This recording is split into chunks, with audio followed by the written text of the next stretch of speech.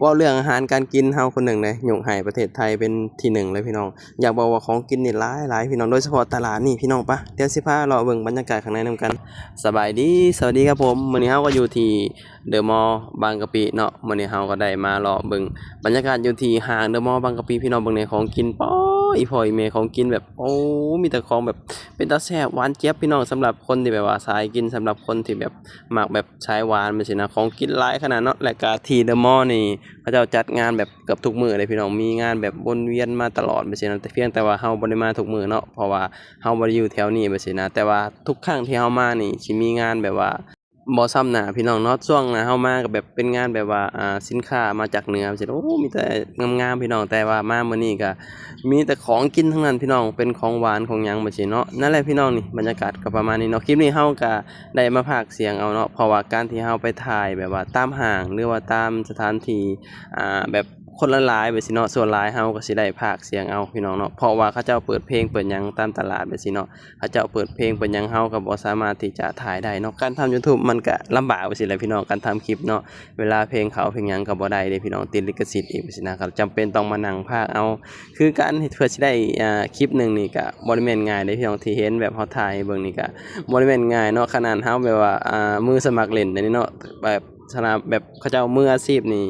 ที่จำได้พี่น้องเนาะต้องมานั่งพากย์เสียงต้องมานั่งตัดต่อนู่นนี่นั่นโอ้หลายสิ่งหลายอย่างพี่น้องการทำคลิปเนาะก็แล้วแต่ถ้าผู้ใดบ่มักถ้าผู้ใดใจบ่สู้มันก็เฮ็ดบ่ได้เนาะเพราะว่าเฮาก็ทุ่มเททั้งแรงใจแรงกายเพื่อที่จะเฮ็ดคลิปหนึ่งออกมาได้ไปซี้นะก็ขอบคุณพี่ๆหลายๆเด้อที่เข้ามาให้กำลังใจเฮาและเข้ามาติดตามไปซี้เนาะนี่แหละพี่น้องนี่ขนมลูกชุบบ่นี่ โอ้เมียมักเลยพี่น้องเพิ่นแบบว่าอยากกินเพิ่นว่ามันแซ่บๆเลยเนาะแบบว่าน้อยที่จะแบบว่าได้กินแบบซี้นะเพราะว่าตามตลาดทั่วไปบ่ค่อยอยากเห็นเด้พี่น้องส่วนหลายก็สิแบบอยู่ในห้างสักส่วนหลายเด้เฮาสิเห็นส่วนหลายมันสิอยู่ในห้างเฮาบ่ฮู้ว่าในตลาดทั่วไปเป็นหยังคือจังคือแบบบ่ค่อยมีแบบซี้นะหรือว่ามันเฮ็ดยากบ่แบบซี้หรือมันจั่งใดแบบซี้นะแต่อยากบอกว่ามันแซ่บๆได้เพราะว่าเฮาก็เคยซื้อกินเทื่อหนึ่งพี่น้อง เทื่อนี้ก็ถือว่าเป็นเทื่อที่สองเนาะส่วนเมียนี่เพิ่นเคยกินเพิ่นเพิ่นมักมันแซ่บเพิ่นน่ะเนาะบางแหน่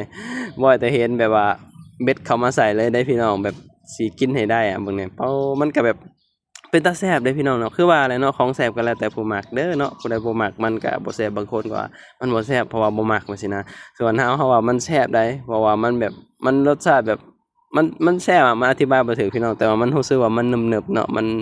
มีความแบบว่ามันแบบแซ่บๆนะอันนี้ก็แล้วแต่ว่าผู้ใดแบบว่ามักแบบซี้นะพี่น้องเนาะโอ้เมียก็จับเอา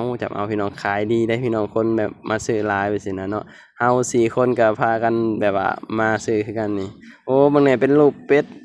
รูปสตรอเบอรี่รูปโอ้หลายอย่างพี่น้องนี่รูปกล้วยบ่นี่แล้วก็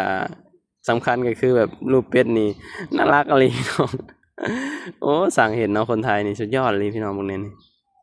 ขนมนี่มีหลายสิ่งหลายอย่างเลยพี่น้องเนาะถ้าผู้ใดแบบว่าสายกินนี่คือเหมาะเลยงานนี่แบบว่าของกินเพียบพี่น้องโดยเฉพาะข้าวต้มขนมของหวานนี่โอ้มาแบบจัดเต็มเลยพี่น้องเอ้ยเดี๋ยวสิพาเลาะเบิ่งแถวๆนี่แหละบริเวณนี่เป็นลูกค้าก็มาซื้อเรื่อยๆพี่น้องเนาะเพราะมันเป็นตากินเด้พี่น้องเนาะแต่ว่ามองแวบๆนี่ก็คือของเล่นได้ของเล่นเนาะ ถ้าผู้ใดบ่ฮู้อะนะถ้าผู้ใดบ่ฮู้ก็ว่าเป็นของเล่นของหยังเพราะว่ามันคล้ายๆแบบของเล่นเด็กน้อยไปซี้นะพี่น้องแท้จริงแล้วมันเป็นขนมเด้อพี่น้องกว่าสิได้แต่ละชิ้นนี่ก็เฮาอะมันก็บ่แม่นง่ายได้เท่าที่เฮาแบบว่าถามเมียมาว่ากว่าสิได้แต่ละลูกนี่บ่ได้แม่นง่ายไม่น่าเลยถึงแบบว่าบ่ค่อยเห็นในตลาดทั่วไปไปซี้นะมีน้อยพี่น้องนี้เฮาก็ได้มาแล้วพี่น้องนี่แบบว่าในตลาดทั่วไปนี่น้อยที่จะเห็นไปซี้นะส่วนหลายก็สิมีแบบขายในห้างในหยังแบบซี้นะในตลาดแบบ ตามตลาดนัดทั่วไปไปสิโอ้บ่ค่อยอยากเห็นเลยคือในตลาดบอนที่เฮาอยู่นี่ก็บ่เห็นเดะพี่น้องบ่เห็นแบบเขาเจ้าเอามาขายไปซี้นะหรือว่ามันเป็นเพราะแบบมันเฮ็ดยากบ่ไปซี้นะเขาเจ้าก็เลยบ่ค่อยมาขายเนาะไปบัดนี้เฮาก็เลาะต่อพี่น้องโอ้อีหยังนี่ไก่ย่างบ่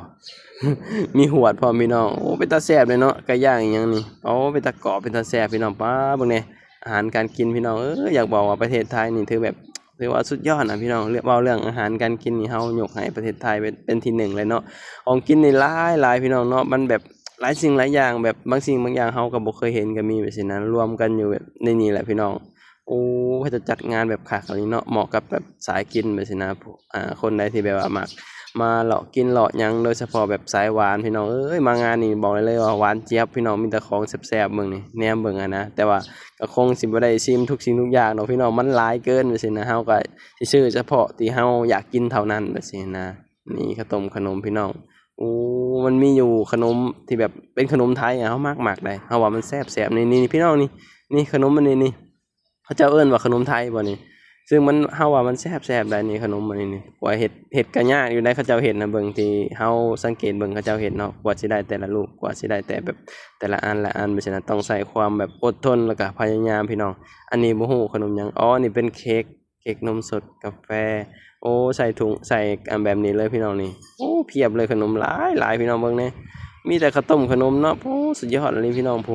อ๋อของกินเบิ่งแหน่โอ้ โอ้โทพี่น้องเนาะเหมาะกับแบบสายกินนะมาเลาะแบบสินะแบบมันแบบเลาะตลาดมีแต่ของแบบแซ่บๆแล้วก็แบบเย็นเจี๊ยบเลยเพราะฉะนั้นอยู่ในห้างพี่น้องมันแตกต่างกับตลาดนัดทั่วไปอันนี้เป็นไส้กรอกมื้อนี้พี่น้องไส้กรอกป๊าเป็นตาแซ่บเนาะตัวน้อยๆนี่เป็นตาแซ่บอีหลีเนาะตัวใหญ่ก็เป็นตาแซ่บเด้พี่น้องเบิ่งนี่โอ้สินค้าโอ้หลายขนาดเนาะเขาเจ้าเฮ็ดแบบว่าชิ้นน้อยชิ้นใหญ่เนาะถ้าผู้ใดแบบว่าบ่อยากกินหลายก็ซื้อตัวน้อยได้ผู้ใดอยากกินหลายก็ซื้อตัวใหญ่ได้เนาะประมาณนั้นปะบัดนี้ เฮาก็สิได้พากันกลับพี่น้องหลังจากที่เลาะตลาดพวกนี้เขาเจ้าซื้อแล้วเขาเจ้าก็มาหาหนังกินเนาะคือแบบว่ามันสบายพี่น้องเนาะเวลาแบบว่ามาในห้างก็มีตลาดกลางห้างเลยไปสิเนาะคือแบบสุดยอดแฮงเนาะเวลาผู้ใดแบบว่ามาหาเดินแล้วก็แบบอยากหิวข้าวหิวหยังอยากกินแบบของแบบว่าคล้ายๆอยู่ในตลาดสิก็สามารถแบบซื้อกินได้เลยพี่น้องเนาะไปตอนนี้เฮาก็4คนก็สิได้ พากันกลับแล้วพี่น้องตอนนี้ก็เริ่มค่อยค่ำยามแลงแล้วพี่น้องเขาก็สิได้กลับหอกเมื่อหาพักผ่อนมื้ออื่นก็ลุยงานคือเก่าพี่น้องชีวิตในเมืองใหญ่ก็สิประมาณนี้แหละเนาะคนแถวเดอะมอลล์บางกะปินี่หลายทุกมื้อพี่น้องเนาะคนหลายโดยเฉพาะช่วงเย็นๆแบบสิคนนี่จักมาแต่ไสพี่น้องเนาะแฮ่งดีมีตลาดแบบนี้แฮ่งคนแฮ่งหลายพี่น้องเนาะเพราะว่าแถวนี้มันแบบว่าของอยู่ของกินมันหลายตข้างๆนี่ก็เป็นโลตัสเนาะแล้วก็ ข้างหลังนี่ก็เป็นแมคโครแบบซี้นะคือแบบว่ามันของอยู่ของกินหลายเนาะผู้ใดทำงานอยู่แถวนี้ถือว่าโชคดีเลยพี่น้องสบายเนาะเพราะว่าแถวนี้รวมแบบว่าหลายสิ่งหลายอย่างว่าจะเป็นห้างเป็นโลตัสแมคโครแบบซี้นะแล้วก็ตลาดแบบซี้นะซึ่งมันสะดวกสบายแฮงพี่น้องแถวนี้เนาะเพราะว่าเมื่อก่อนเฮาก็เคยทำงานใกล้อยู่แถวนี้แหละพี่น้องก็มาบ่อยเนาะนี่แหละพี่น้องบรรยากาศก็ประมาณนี้ปะเดี๋ยวเฮาก็สิได้พากันไปรอรถเมล์พี่น้องเพราะว่าเพื่อน2คนนี่ก็เพิ่นก็สิได้นั่งรถเมล์กลับแบบซี้นะประมาณนั้นพี่น้องหลังจากที่เฮาได้มารายงานตัวพี่น้องเนาะก็พากันมาย่างเล่นแถวเดอะมอลล์บางกะปิพี่น้องเบิ่งแหน่ช่วงเย็นๆนี่คนหลายพี่น้องในนี่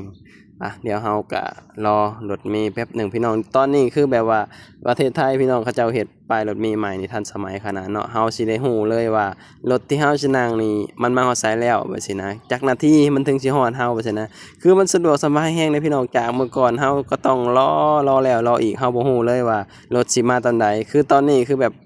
ทำใหม่พี่น้องเบิ่งแหน่เฮาฮู้เลยว่ารถฮอดไสแล้วก็สิมาฮอดเฮานี่จักนาทีแล้วเฮาบอกว่ามันสะดวกสบายแฮงพี่น้องถือว่าสุดยอดได้เนาะเฮาสิได้ฮู้แล้วก็เฮาสิได้กะเวลาถึงเนาะว่ารถสิมาฮอดตอนใดนู่นนี่นั่นแบบซี้นะตอนนี้ก็หมู่เพื่อนก็สิได้กลับแล้วพี่น้องนี่เพิ่นเอาไว้ว่างๆออกมาเจอกันใหม่เนาะไปหาเที่ยวนำกันอีกพี่น้องนี่ตอนนี้ก็หมู่เพื่อนก็สิกลับแล้วตอนนี้เฮาก็รอรถเมล์ที่จะเฮาสิกลับคือกันพี่น้องเนาะตอนนี้ยังบ่ทันได้มาเลยรถเมล์ก็อีกประมาณ20นาทีก็สิมาแล้วพี่น้องคลิปนี้ก็สิปิดคลิปแล้วเด้อเอาไว้พอกันคลิปหน้าขอบคุณหลายๆเด้อที่เข้ามาติดตามรับชมพอกันคลิปหน้าคลิปนี้ไปแล้วสบายดีสวัสดีครับผม